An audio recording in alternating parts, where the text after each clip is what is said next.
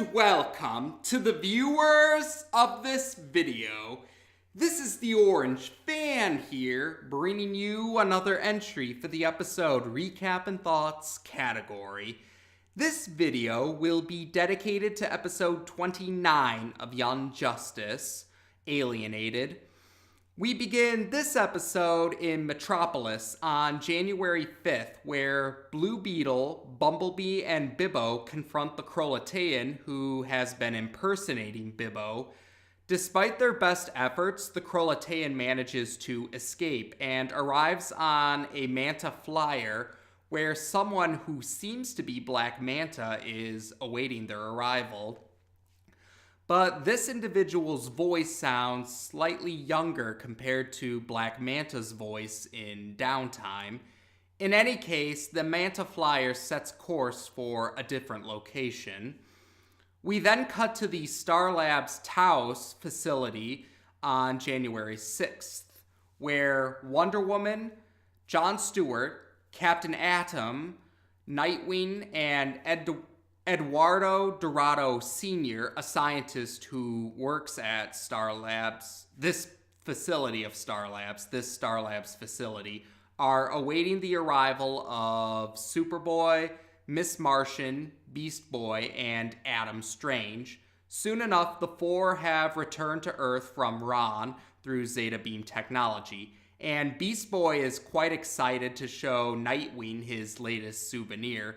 But Miss Martian gently reminds her adoptive younger brother that they need to discuss the mission first, and she proceeds to confirm to Nightwing and the Justice League members present that they have succeeded in destroying the Zeta platforms that the Kroloteans were using on Ron. Adam Strange also reports that he and Sardath successfully finished creating the Zeta Shield, and once it's activated, it will prevent any aliens from arriving on Earth through Zeta Beam technology on other planets. But the Zeta Beam technology on Earth will still function properly. Miss Martian proceeds to explain how when she read the mind of a Krolotean general, the one from the previous episode, she found out that the Krolotean base in the jungles of Ron was because the Kroloteans paid off a member of Ron's science command. So that's how they were able to have such a large base in the jungle without the science command raising a finger about it, or doing anything about it, I should say. And they had a similar base set up in New Orleans, and that's the New Orleans base was where the Kroloteans expanded to other bases on Earth. And at Beast Boy's insistence, Miss Martian also remembers to let them know what she found out about the 16 hours that the 6 Justice League members were missing for. It turns out what happened was these 6 Justice League members were sent to the planet Rimbor, which was mentioned in the previous episode, but this is expanded upon. What happened was the Light had the mind-controlled Justice League members go on a rampage on the planet Rimbor for the full 16 hours. And during that rampage, they had the Justice League members shout out along the lines of, "We are the Justice League of Earth, beware." And they had them say this in various different alien languages. And some Kroloteans were on Rimbor during this rampage. And it was revealed that the Justice League rampage was what brought Earth to the attention of the Kroloteans. Captain Atom questions Jon Stewart about how he didn't know about this, and how the Green Lantern in general, how come they never heard anything about this. Jon Stewart admits he's not entirely sure, but he also admits that Rimbor isn't in his jurisdiction or his system. It's not part of the system under his jurisdiction. but he intends to go to the Guardians of the Universe on Oa to consult them about what they should do about this now that they have this information. And otherwise, Captain Atom tells Miss Martian that she'll be needed in Washington, D.C. So that's where the next scene is, Washington, D.C., more specifically the Hall of Justice. And we do get to see that there's a tour going on, similar to a museum tour that Catherine Colbert is giving a tour of the Hall of Justice to some tourists. And we see that Guardian's costume is on display, and pieces of Amazo, the android from school, are also on display. There's also remains of an alien species called Apalexians. Apparently, this alien species had invaded Earth sometime in the past, but that invasion is what led to the formation of the Justice League, at least in this universe, the Earth-16 universe. But the important detail, the one that Miss Martian was sent to, is in a back room in the Hall of Justice, where Batman is watching Martian Manhunter try to interrogate a Krolotean. It's the Krolotean that Gamma Squad brought with them during the events of Happy New Year. Miss Martian arrives and Superboy is there as well. Miss Martian tells Superboy that he didn't need to go with her, but Superboy said he felt he had to. Batman tries to fill Miss Martian in on what the situation is because, like it was said earlier, Martian Manhunter is trying to interrogate this Krolotean, but it's been taking a while, mostly because of the language barrier. But Miss Martian ends up probing the Krolotean's mind and getting the information that they need, but it leaves the Krolotean in a vegetative state. Martian Manhunter has a surprised look on his face, and Superboy has a very angry look on his face. And the information that Miss Martian discovered is that there is another bigger Krolotean base. This base is located on Molina Island, and that's actually where the next scene is. And on the island, or in a volcano on the island to be more specific, the base is there. And the Manta Flyer actually arrives, and so more Kroloteans are... And we do see that the Kroloteans present in this space, they're trying to build a spacecraft so they can return to their home planet. Now, as for the individual who seems to be Black Manta, he gets a video call from the actual Black Manta. So who's the individual that's dressed in an outfit similar to Black Manta? He removes his helmet, and we find out that he's Aqualad Calder, and we find out that Black Manta is Aqualad's father. Now, the next scene happens later on in the day, and it's more specifically in the South Pacific. We see that various heroes, Justice League members and Young Justice team members alike, are heading for the island to take care of the Krolotean base. So right now we see Batman, Nightwing, Batgirl, and Robin, and Aquaman and Lagoon Boy are part of this mission, and they try to sneak into the base. Now, Aqualad, who has his helmet back on, by the way, he figures out that there are intruders, and he lets the Manta Troopers with him know this, so they and the Kroloteans, using their mechs, all try to fight off the heroes. Now, while this fighting is going on, we see two Kroloteans are trying to, or they take a data disk from a computer while all of this is going on. And we also see a shadowy figure has placed a bomb, and now a timer has started. We soon find out who this shadowy figure is, because Aqualad actually talks to them through a comlink. This individual is revealed to be the newest partner of the Light, and he tells Aqualad that he set the bomb and they have 5 minutes to escape. So Aqualad tries to tell the Manta troopers that they need to retreat. And Nightwing calls in backup, which takes the form of Superman, Superboy, Wonder Woman, and Wonder Girl. So we have more heroes, Justice League members and Young Justice team members alike, helping out for this particular mission.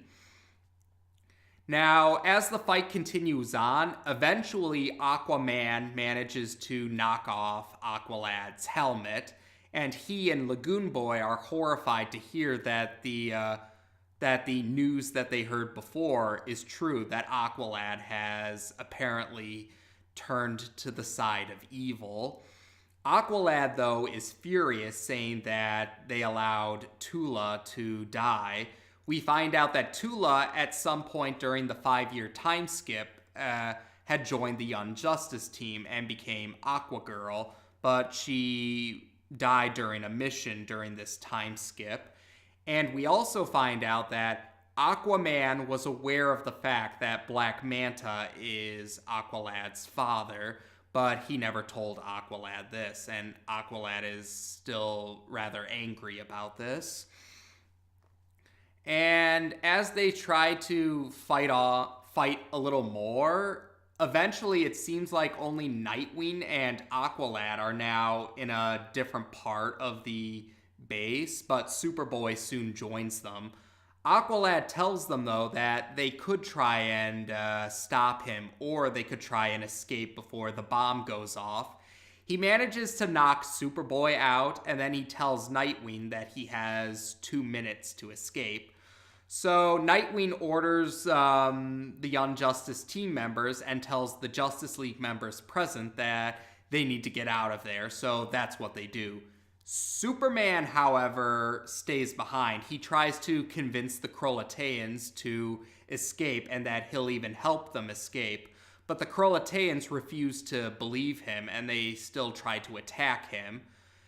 Oh, and while the rest of the heroes are escaping, we see that the 2 Kroloteans that were taking out that data disk from the computer, they were actually Miss Martian and Martian Manhunter in disguise. They were trying to get some Krolotean intel. So as the heroes, except for Superman, make an escape from the island before it explodes, they're far enough away so they're not hit by the explosion when the bomb finally goes off. Superman survives, but the same can't be said for the Kroloteans that were on the island. And we now cut to the North Pacific on January 7th, where Aqualad reports to his father, Black Manta, about the mission. Black Manta congratulates his son on a job well done. We also get to see Black Manta's face. He has his helmet off because he's eating a meal as Aqualad enters the room to see him. And Black Manta is also disappointed that Aquaman managed to escape the explosion alive. He's then about to receive a call, so he excuses himself from his son so he can take this call privately. We see that the call is coming from 6 members of the Light. The one Light member who isn't present is Ocean Master. According to Vandal Savage, Ocean Master has been disgraced at some point during the 5-year time skip. And he also adds that the Light themselves and the Light's newest partner are also impressed by Black Manta's efforts. So we find out that Black Manta has become the newest member of the Light, taking Ocean Master's place. We then jump ahead in time to January 26th, and we're at Mount Justice. We see that Jon Stewart had consulted the Guardians of the Universe on Oa. We do find out the results of that meeting. The Guardians think that the best course of action is for the 6 Justice League members to stand trial on Rimbor's court. So they're going to be heading off to Rimbor, those 6 members of the Justice League, but they're not going to go alone. We see that Hawkman is going to go as well because he wants to support his wife, Hawkwoman. Icon will be going with them because he'll be acting as their advocate. He's very knowledgeable when it comes to intergalactic law and intergalactic trials. And we also find out that the 2 other Green Lantern, or the other 2 Earth-based Green Lanterns, Hal Jordan and Guy Gardner. Guy Gardner has become a member of the Justice League during the 5-year time skip, by the way. Those 2 are going to Rimbor ahead of the rest of them to let Rimbor know that the Justice League are coming under they have peaceful reasons for being there, but they also expect to have a fair trial. And we do get to see several members of the Justice League saying their goodbyes to their proteges. That's right. Martian Manhunter requests Miss Martian to water the plants in his apartment while he's gone. And Superman, we see that Superman has given Superboy the Kryptonian name Kon-El, and he also refers to Superboy as little brother. And after everyone has said their goodbyes, Jon Stewart uses his lantern ring to create a spacecraft, and so the episode ends with the Justice League members heading off to Rimbor. Now, this episode is a very important one because it reveals several details about events that happened during the 5-year time skip. Some big ones are Tula joining the Young Justice team as Aquagirl, but she eventually died during a mission. And Aqualad found out that Black Manta is his father, and Aqualad has now... Yeah, it seems Aqualad has turned to the side of evil and is now working with his father. Now, the details about what happened to Aquagirl and how Aqualad found out about Black Manta being his father, those details were revealed in the video game Young Justice Legacy. So they do go into greater detail about what happened in that video game. So, but yeah, that's those are some of the big details from the time skip. Oh, that's right. The other big detail is that Ocean Master is no longer part of the Light. He's been disgraced, but what exactly do they mean when they say he's disgraced? We don't know yet.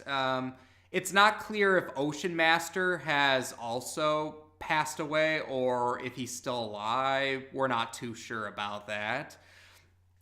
But this actually highlights a flaw that many fans believe with regards to the series. Many fans believe that when it came to the members of the Light, Ocean Master drew the short stick, and I have to agree with those sentiments. Ocean Master never really got to have a major focus in the series, despite being a member of the Light, the main villains of the series. Now, to be fair, Ocean Master actually does get to be the main villain in a 2-parter from the tie-in comics, but that's about all he got to do as a major role. He didn't really get to have an episode in the series proper, and like I said, that 2-parter tie-in comics was really Ocean Master's only his big break in the tie-in comics, and that is rather unfortunate because, yeah, Ocean Master definitely feels like the member of the Light who had the most wasted potential. And the fact that he's no longer present by the time season 2 rolls around, that highlights that flaw all the more, I feel. But on the other hand, though, we do get to see Black Manta in a more prevalent role, and we get to see Aqualad actually being aware of the fact that Black Manta is his father, and he's now working with his father now. And, well, it wasn't enough. This episode didn't really give enough screen time for Black Manta, but from what little we saw, he does act a bit differently compared to how he did in Downtime, and that actually is something that happens in his later appearances on season 2. That becomes more apparent, so we'll cross that bridge when we get to it. And as for the situation with Aqualad, there is more to it, so I won't give anything away for the sake of those who aren't familiar with the rest of season 2, but there is more to it. I will say that much. And we also got to find out what exactly happened to those 6 Justice League members when they were under the Light's control on Rimbor. Now, a lot of people were not happy about how there were a lot of people that thought it was very strange that this wasn't brought to the attention of the Guardians of the Universe, that one of the Green Lantern went rogue on a planet, and that kind of wasn't really touched up on for 5 whole years. But Greg Weisman did have a response to that, and according to Greg Weisman, he says that Rimbor is an extremely corrupt planet. It's full of criminals, smugglers, thieves, it's a very corrupt planet. And Rimbor wouldn't want the Green Lantern poking around into their business because of their illegal activities. So even if a Green Lantern and some other Earthlings were causing trouble on their planet, they wouldn't want to bring any attention to their planet or give the Green Lantern a reason to investigate. And as for the Green Lantern, whose jurisdiction happens to be the sector that Rimbor is from, Greg Weisman explains that because of Rimbor's corrupt reputation, the Green Lantern of that sector probably just figured that Rimbor was just bad-mouthing the Green Lantern as they usually do, and wouldn't really understand the main significance. Now, whether that's a satisfying answer or not, that's been up for debate. But yeah, that's the reason why the whole 16 hours incident pretty much went unaddressed for 5 whole years. Why the 16 hours went unaddressed for 5 years was essentially, that's the reason Greg Weisman had given regarding that. Otherwise, this episode also introduced the Light's newest partner, but he's currently a shadowy figure right now, so we don't know a whole lot about him. But it is shown that this partner is apparently competitors to the Kroloteans. Some of the Kroloteans do mention having battled a warrior of the competitor, and they figured that Lobo putting on a show, as he said in Happy New Year, was because of their competitor probably paid Lobo. And you'll find out more about the competitor down the road, but there's a few clues there for those who are just following along with these recaps. So overall, Alienated was definitely a very important episode for season 2, and it's definitely and it sets up a few big details, like how a fair amount of the Justice League members are not going to be on Earth now. And oh, that's right, that's something I also liked about this episode. This was an episode where we got to see a team up between the Justice League and the Young Justice team. And unlike Cold Hearted, this one was actually more the focus of the episode. Besides agendas, this might be the other episode where the Justice League gets to have a prevalent role in the main plot. So I appreciated that about this episode. And there we go. That's about the highlights